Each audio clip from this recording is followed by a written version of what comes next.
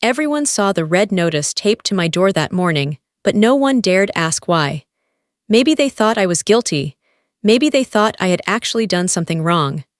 Truth was, the only thing I was guilty of was moving into the wrong neighborhood, the one where Karen ruled. It hadn't started with that bold piece of paper, though. No, Karen worked in shadows first. Little threats, petty fines, empty violations. Then she escalated, badges flashing, voices firm, men at my door saying I was under arrest over an HOA violation.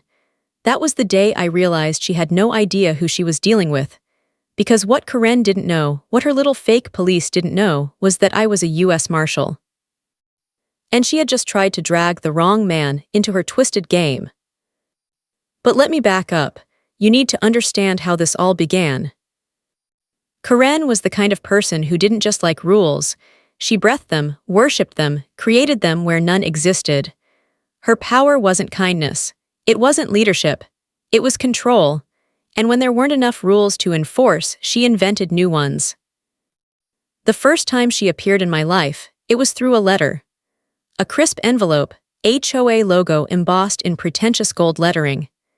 Dear homeowner, it began, you are required to register your property under the Oak Ridge HOA and comply with all community guidelines, including monthly dues and maintenance fees. I almost laughed out loud. Required? I had deliberately bought this property because it wasn't under HOA jurisdiction. No board, no rules, no one telling me what color I could paint my door. Yet here it was, Karen's first attempt at pulling me into her little empire. I flipped to the second page. A fine, $250, failure to maintain property aesthetics. I glanced out the window. My yard, freshly cut, driveway, clean, my truck, parked neat as a soldier at attention. What exactly was I failing to maintain? The answer was simple, nothing. This wasn't about aesthetics, it was about control. So I did what anyone sane would do. I tossed the letter in the trash and went on with my day. But Karen doesn't stop when you ignore her. She doubles down.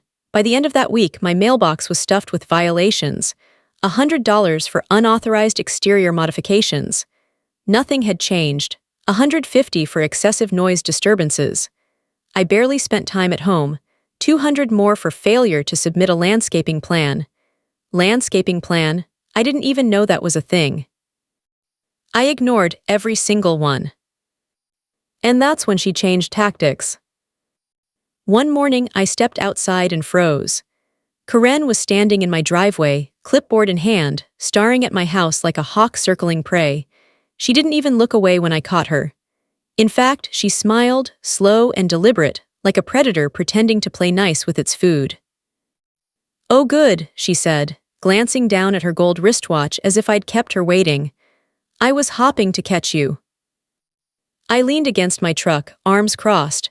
"Something you need, Karen." Her papers rustled as she plucked one out and held it like a summons. "I just wanted to personally remind you about your outstanding violations. I noticed you haven't submitted any payments yet." I didn't even bother reading it. "Karen, I'm not part of your HOA." Her smile didn't falter. "Well," she said sweetly, her voice dipped in honey that was just a little too thick, "Oak Ridge Estates has certain expectations for the surrounding properties. It's only fair that everyone contributes." Fair, that word almost made me laugh. "Let me make this real clear," I said, straightening, my tone sharp as steel. "I don't answer to you. You can stop stuffing my mailbox with this nonsense, because it's going straight into the trash." For a second, her mask slipped. Her grip tightened on the clipboard, her jaw clenched. But then, like a trained actress, she smoothed it away with a polite smile. "Well," she said, adjusting her blazer, "I do hope you reconsider. You wouldn't want to make things difficult for yourself." "Is that a threat?" I asked, voice low.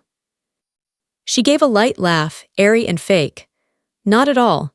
Just a friendly reminder that this community values cooperation." I stepped closer, lowering my voice even further. "And here's a reminder for you. One more fake violation in my mailbox, and I'll file a harassment complaint.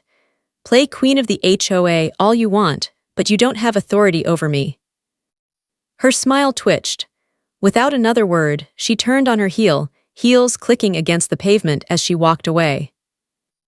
I watched her go, shaking my head. That should have been the end of it. But with Karen, nothing ever ends when you tell her no. The next morning, garbage was dumped on my lawn. A week later, my mailbox was knocked off its post. Then came the whispers, neighbors avoiding my eyes, muttering as I passed. At first, I thought I was imagining it, until I ran into Jim at the gas station. Jim was an old-timer, lived in the neighborhood longer than anyone. He didn't waste words, so when he spoke, you listened. He gave me a sympathetic look as he filled his truck. "Hope you get things sorted out soon." "Sorted out?" I asked, frowning. He sighed. "Karen's been telling folks you've got legal trouble. Says you're one of those problem homeowners trying to dodge responsibilities. Even mentioned something about a warrant." A warrant, that was new. I blinked, then let out a humorless laugh. Karen was escalating. Petty fines hadn't broken me, so now she was spreading lies. Jim shook his head. "You know how she is, HOA politics." "No, this wasn't politics, this was war." And the next morning, it landed on my doorstep. A letter stamped "Final Notice" from the Oak Ridge HOA's so-called legal department. Failure to comply with HOA policies will result in legal action. Please be advised that a warrant has been issued for your continued refusal to adhere to community guidelines. I stared at it for a long moment, and then I laughed, a deep, genuine laugh. Karen had finally lost her mind. She thought she could scare me with a fake warrant. She thought I'd break. What she didn't know was that she had just declared battle against the wrong man, because I wasn't just some quiet neighbor who'd roll over. I was a US Marshal. And Karen, she was about to regret every single step she'd taken. Everyone saw the paper taped across my front door that Friday morning, bold red letters screaming "Final Warning." But nobody dared ask me what it meant. To the neighbors, it looked official, like the law had finally caught up to me. To me, it looked like Karen had just crossed the line from petty harassment into full-blown fraud. The letter claimed that if I didn't pay my so-called outstanding fines, the HOA would have me arrested over landscaping plans and property aesthetics. I held the page up to the light, turning it in my hand. The formatting tried to mimic legal documents, the language was stiff and threatening. But I'd seen the real thing. I'd signed off on arrest warrants myself. This wasn't one. For starters, no agency was listed. No judge's name. No legal case number. The signature at the bottom, Karen Whitmore, HOA President. I almost spit out my coffee. Karen thought she could impersonate the justice system with a Word document and a fancy header. But here's the thing, she wasn't just bluffing anymore. She was escalating. She wanted me to believe I was one knock away from being dragged out in handcuffs. And she wanted the neighbors to believe it too. Fear, that's how she controlled people.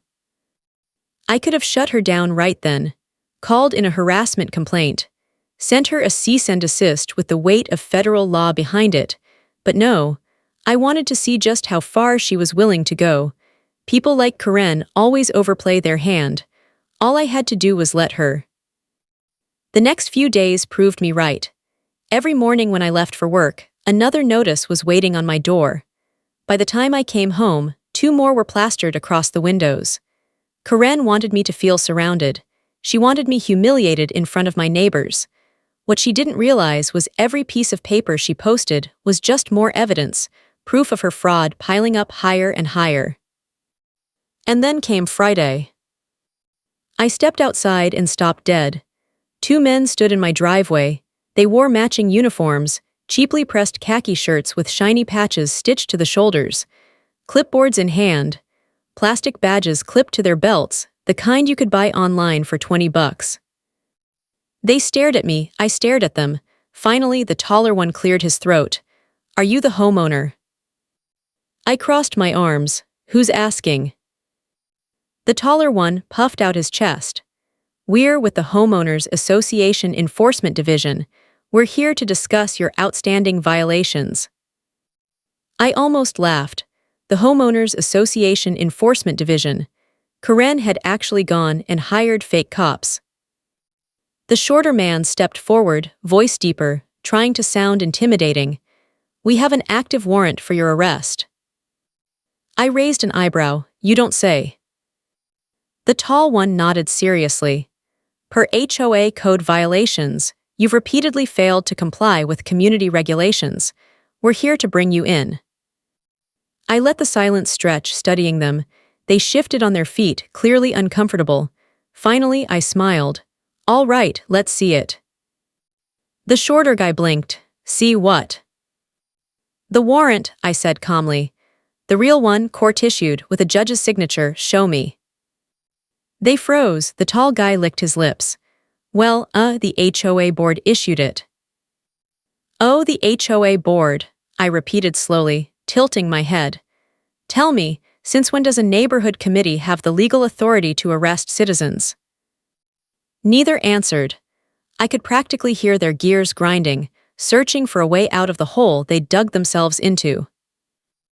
I let them sweat for another moment, then sighed. My hand slid into my back pocket. When it came out, I wasn't holding a flimsy plastic badge. I was holding the real thing. A US Marshal's badge, heavy, solid, government-issued. I held it up between two fingers, letting the sunlight catch on the engraved seal. Their eyes widened. Their faces drained of color. You too, I said quietly, just attempted to detain a federal officer. The tall man's mouth dropped open. The short one actually stepped back, panic written all over his face. I've got 2 questions, I continued. My voice was calm, but the weight behind it made them flinch. First, where exactly is your authorization to conduct arrests? A silence. Second, would you like me to charge you with impersonating law enforcement before or after I run your names? That broke them. The tall guy dropped his clipboard like it burned his hands. The short guy turned and bolted, sprinting down the street like a scared rabbit. The other followed seconds later, his plastic badge bouncing against his belt as he ran. And me, I just stood there, arms crossed, watching them scramble. I didn't chase, didn't need to, I had everything I needed. Because when I ran their names later, what I uncovered wasn't just sloppy fraud, it was a racket. Karen's racket. She hadn't just invented fines. She had built an entire fake enforcement system, a private security division of hired men with cheap uniforms and cheaper morals. They weren't just harassing me, they'd been harassing multiple homeowners, and somehow it had worked. Families had been scared into paying thousands, homes had been threatened, lives upended, all because of Karen's fake authority. But the worst part? She wasn't working alone. Someone with real power had been rubber-stamping her scams, signing off on her seizures. A judge. A local magistrate whose name showed up again and again on suspicious rulings. Either he was in her pocket, or he was too blind to notice the truth. Either way, Karen had finally overplayed her hand. Because she thought she was scaring me. She thought she was winning. But in reality, she had just walked straight into a fight with the US Marshals, and I wasn't about to lose. Everyone heard the whispers before I did, at the gas station, at the grocery store, even walking down my own street, I could feel eyes on me, neighbors muttering just loud enough for me to catch fragments. Warrant, trouble, refusing to pay, Karen had poisoned the well. She wanted me isolated, a villain in my own neighborhood. But what she didn't know was that isolation only sharpened my focus. When I ran the names of those 2 imposters who tried to arrest me, the truth spilled out like a flood. They weren't law enforcement. They weren't even licensed security. They were part of a sham private company Karen had thrown together, Oak Ridge Enforcement Division. A joke, but a dangerous one, because they had been pulling this scam for months.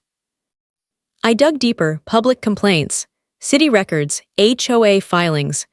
Patterns started to emerge. Karen's scheme wasn't just harassment, it was organized theft. Step 1, find a homeowner who refused to join her HOA. Step 2, flood them with fake citations and fines. Step 3, send her enforcement officers to intimidate them. Step 4, when they couldn't or wouldn't pay, she'd move to seize the property for unpaid debts. And finally, Step 5, resell that house to an HOA-friendly buyer, usually for a special assessment fee. She was stealing homes, legally on paper, illegally in truth. And the terrifying part, it had worked. Families had lost everything. I traced the paperwork, digging into court documents, and that's when I saw it. The same judge's signature again and again stamped onto her cases. This wasn't coincidence. Either Karen had bribed him, blackmailed him, or he was so lazy he didn't care to check the facts. No matter the reason, it meant one thing: every seizure Karen had pushed through could be unraveled. Every homeowner she had cheated could get justice. But exposing her wasn't enough. Number Karen thrived on power, on the fear in people's eyes when she walked down the street. If I simply cut off her scheme, she'd claim victimhood. Spin it as misunderstanding. People like her always do. I needed her to bury herself. So I gave her the perfect chance. From the pile of bogus letters she left on my door, I pulled one. A final notice warning me that failure to respond would lead to immediate legal action. Instead of ignoring it, this time I wrote back. A carefully worded reply, crafted to look nervous. Willing to negotiate, afraid. I mailed it straight to her little HOA P.O. box, knowing it would land directly in Karen's manicured hands. And she took the bait. The very next day, an email pinged my inbox. A summons, not from a court, not from a government office, but from Karen's legal department.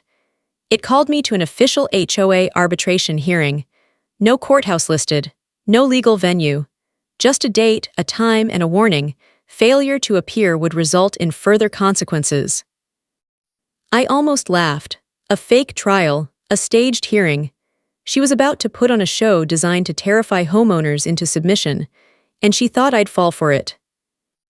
But what she didn't realize was that this wasn't her stage anymore. It was mine. I spent the next 2 days preparing. Not with lawyers, not with paperwork, with phone calls, local law enforcement, the district attorney's office, even the US attorney's office.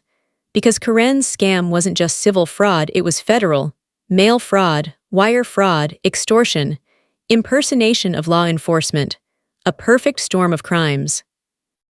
And when Karen sat down at her fake courtroom, smug with her little clipboard and dollar store gavel, she wouldn't be the one passing judgment. The date of the hearing crept closer, and I could feel the tension buzzing through the neighborhood. Karen had spread the word. Neighbors whispered that the troublemaker was finally going to get what he deserved. They thought the HOA was finally going to win. But I walked into that week calm, controlled, every move deliberate, because I knew the storm was about to break. The night before the hearing, I stood on my porch, looking out at the rows of houses Karen had ruled like a queen.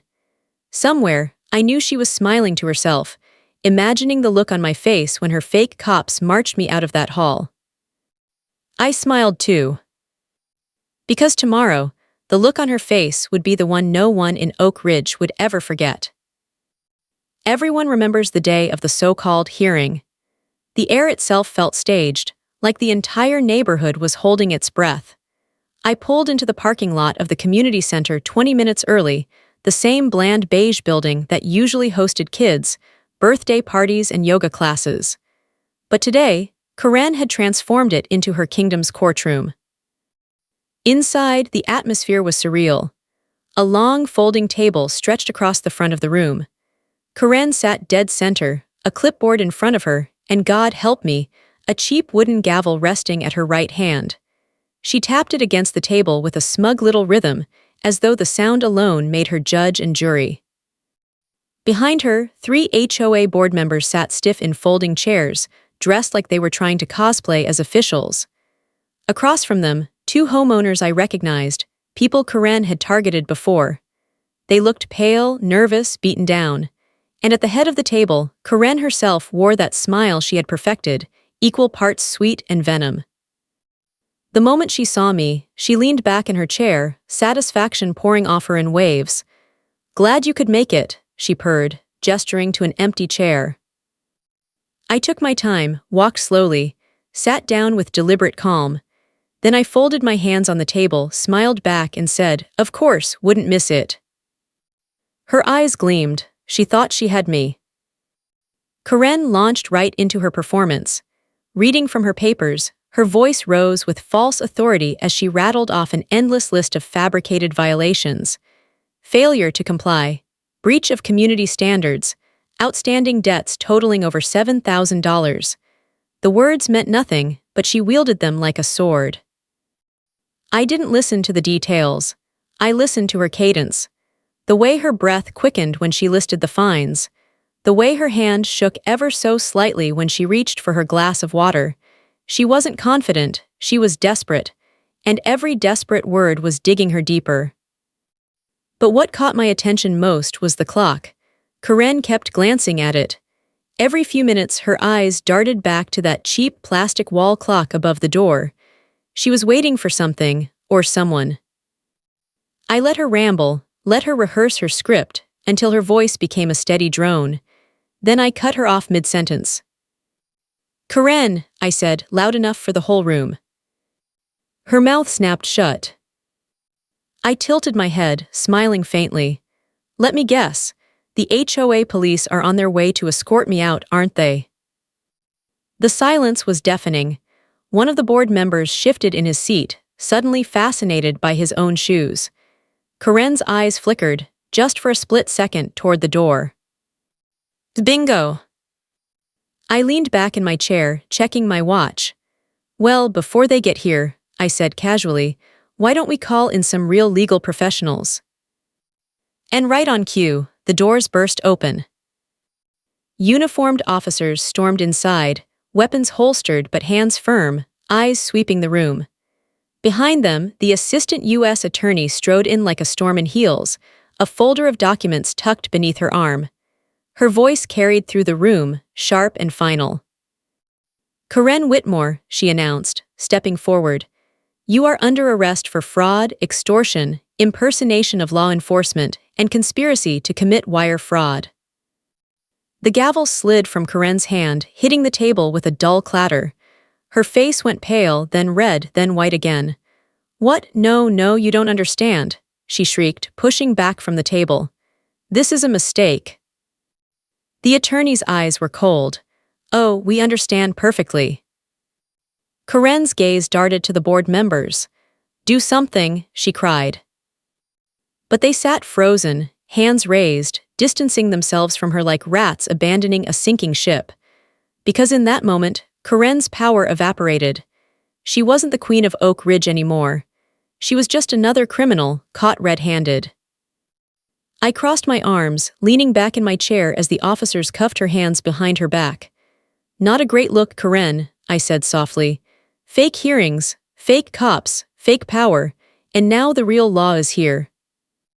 She twisted, kicking at the floor as they pulled her toward the door.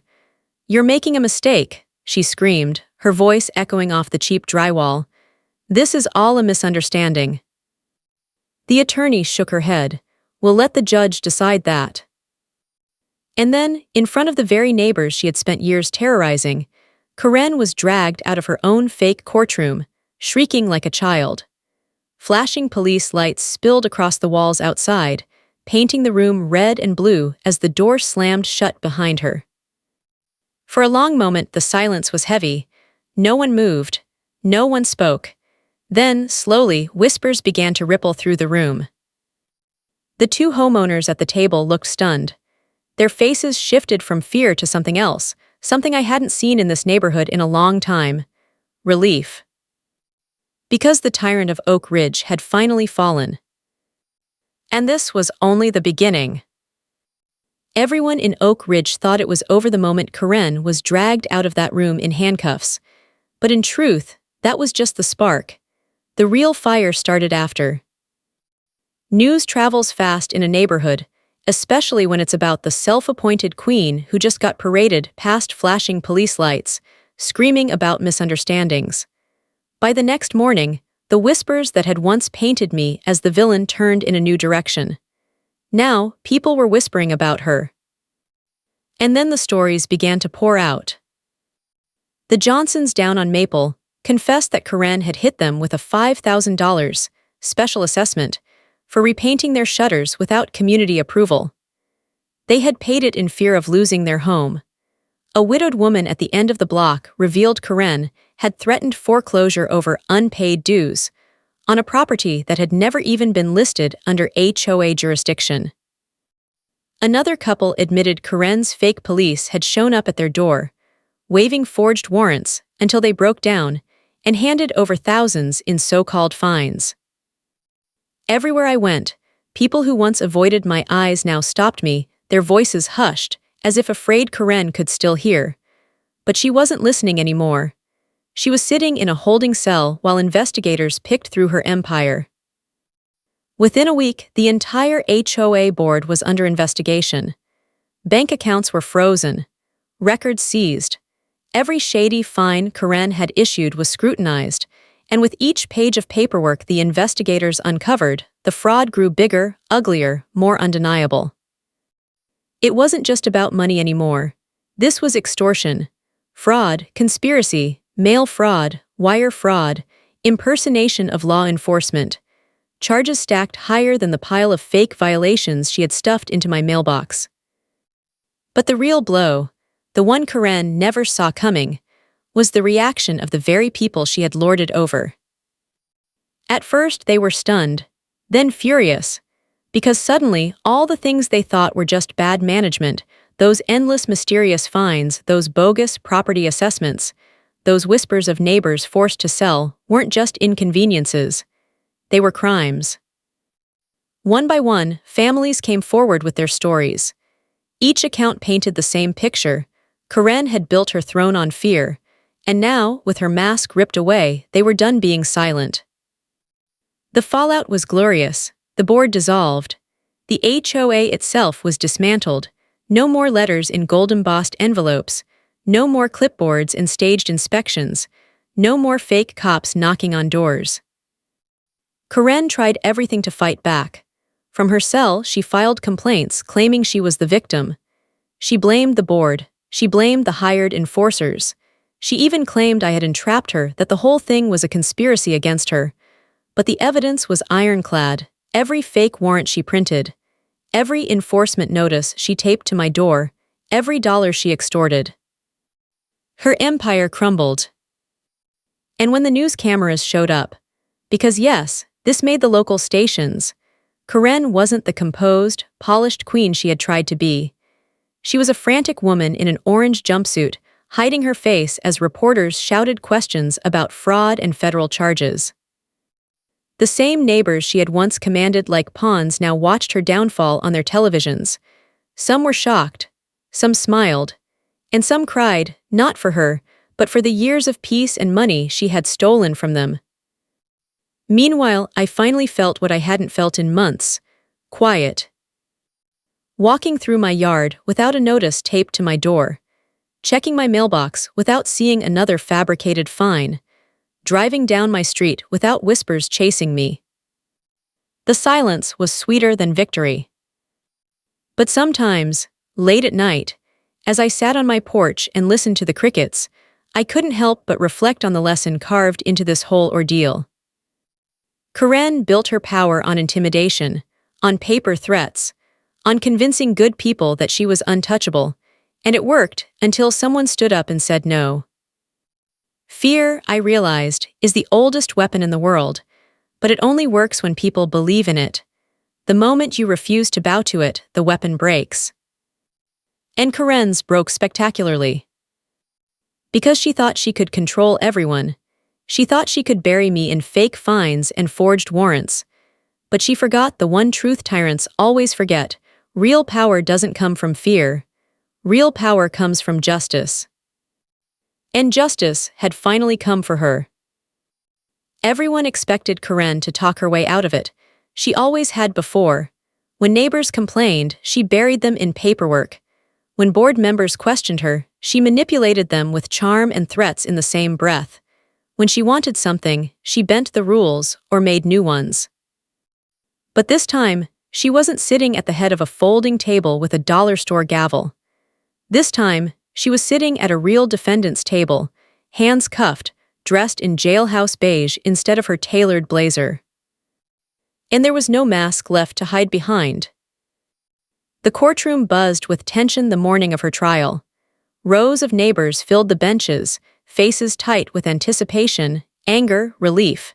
Some came out of loyalty to the community. Others came for vindication. A few came just to watch the woman who had terrorized them finally face consequences. Karen's lawyer tried to spin the story. He called it overreach, miscommunication, a series of unfortunate misunderstandings. He painted Karen as a passionate leader who cared too much, whose only crime was going too far in protecting her neighborhood. But then the evidence spoke. Every fake notice she printed, marked with her signature, every email she sent, threatening arrests, every record of cash, fines that had disappeared into her personal account, and most damning of all, the testimony. One by one, neighbors took the stand. The Johnsons described the night fake officers came to their door, demanding thousands in fines, while their children cried in the background. The widow at the end of the block told the jury how she had nearly lost her home because Karen forged a lien.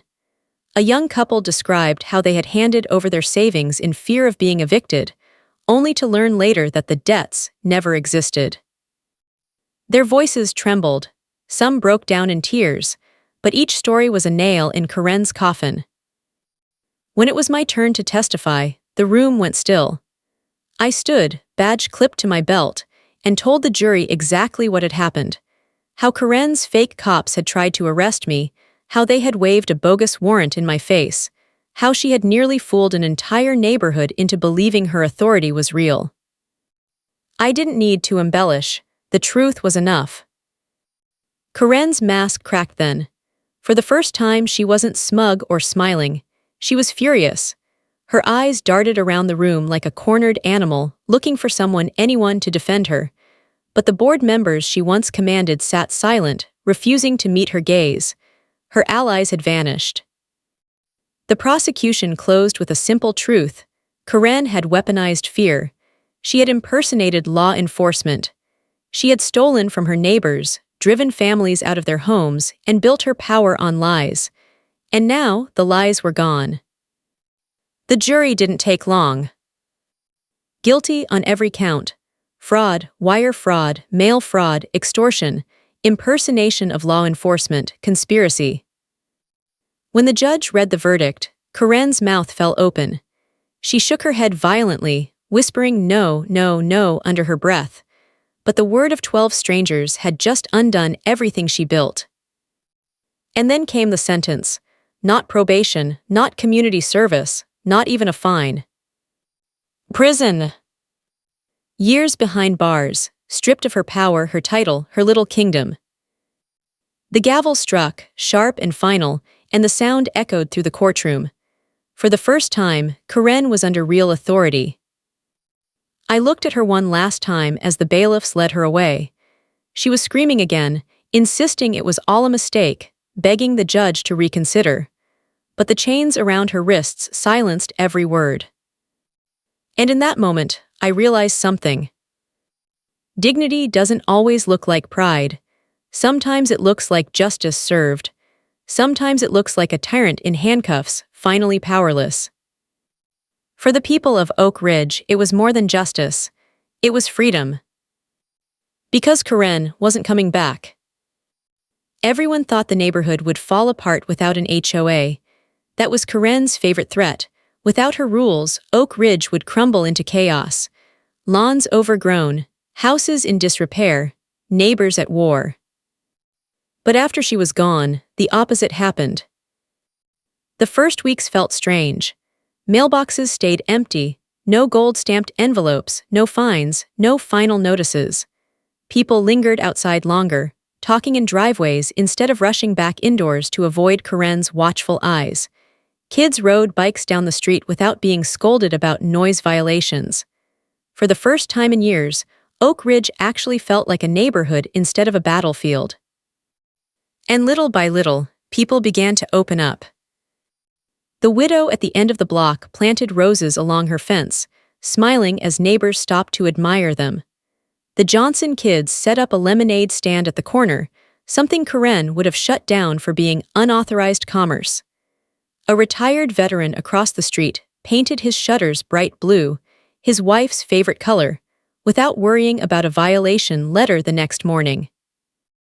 It was small, ordinary, even messy at times, but it was real. I could see it in their faces: relief, gratitude, freedom. The weight of Karen's reign had lifted, and with it, people found themselves again. But not everyone felt relief. Some carried scars deeper than they admitted. One couple confessed they'd nearly divorced under the stress of Karen's endless threats. Another man, a father of 3, admitted he had drained his savings to pay bogus fines just to keep his kids from being forced out of their home. The pain was real, and healing wouldn't come overnight. Still, there was something powerful in their voices now. They weren't whispering anymore. They were standing tall, telling their stories out loud, refusing to hide. And every story reminded me why I had let Karen dig her own grave instead of stopping her early. Because justice wasn't just about punishing her, it was about giving these people their voices back. As for me, life grew quiet again. My porch became mine. My mornings no longer began with fake notices or garbage dumped in my yard. I could park my truck in the driveway without imagining Karen's clipboard waiting for me. But the quiet brought reflection. I thought about Karen often, not out of sympathy, but out of curiosity. How had she convinced herself she was untouchable? How had she looked at her neighbors, families, widows, veterans, kids, and seen pawns to be controlled instead of people to be respected? Control, that was her poison, and she overdosed on it. Because here's the truth, control is fragile. It only lasts as long as people believe in it. The moment someone refuses to play along, the illusion shatters, and once it breaks, the fear is gone forever. Oak Ridge was proof of that. The same neighbors who once trembled under Karen's fake warrants were now laughing in driveways, planting gardens, repainting houses however they wanted. She had ruled with fear, but when the fear vanished, so did her power. And every time I walked past her old house, now stripped of its banners, its false authority, sitting quietly with a for sale sign out front, I couldn't help but smile. Because in the end, Karen's greatest threat turned out to be her own downfall. Everyone said Karen would appeal, that she'd find some loophole, some technicality, some last scrap of power to claw her way back. That's what tyrants do, isn't it? They never believe their reign is truly over.